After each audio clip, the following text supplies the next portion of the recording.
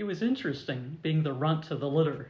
I was always running to catch up, and because of the age difference between myself and my two older siblings, I was brought up keeping my mouth shut and my eyes and ears wide open, waiting for a chance to make a difference.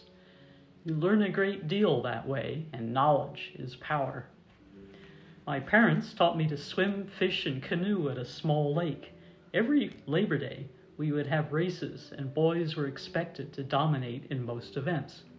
This was the early 1970s, when sexism was the norm and social expectations for girls were routinely lower than boys. Just prior to the 7th grade, I had finally had enough of being pushed around.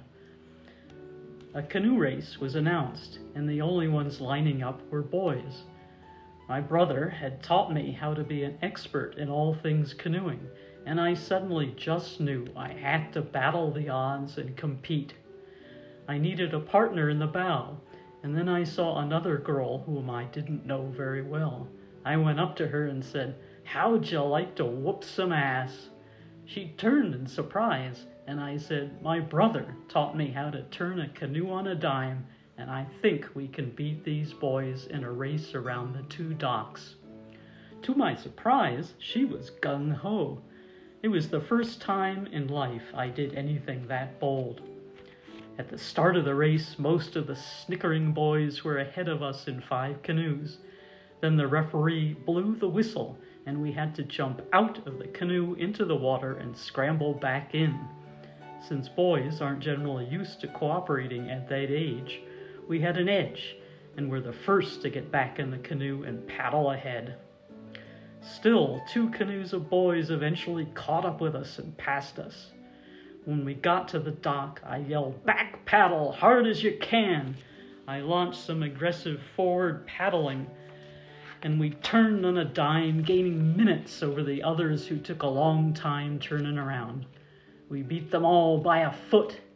That was really the first ballsy thing I did in my life. Little by little, I gained confidence in my own abilities, taking tough courses at high school at Kent, and then diving into a major in history and German studies at Wheaton.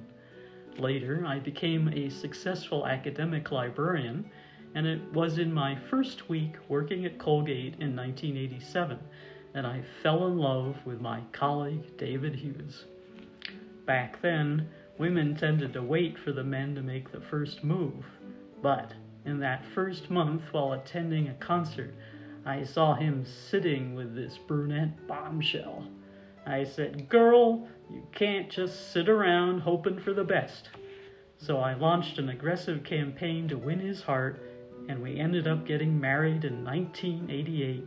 Slow and steady does not win the race. My professional career at Colgate was very rewarding, and I retired in 2014 after 27 years as professor in the university libraries. Currently, I have been devoting more time helping others, following the example of my mother and sister, who were both teachers. I have had to draw on my courage doing volunteer work like singing each week for the residents of Krause Nursing Home in the years prior to the pandemic. In the past 4 years, I have thrown myself into fundraising for the local Hamilton Crop Walk and have been part of an effort to raise north of $35,000 in a fight against hunger, both locally and abroad.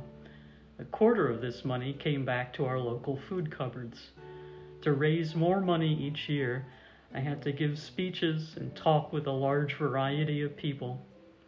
In retrospect, there have been quite a few moments in my life when I had to tear off my introverted shell in order to make a difference.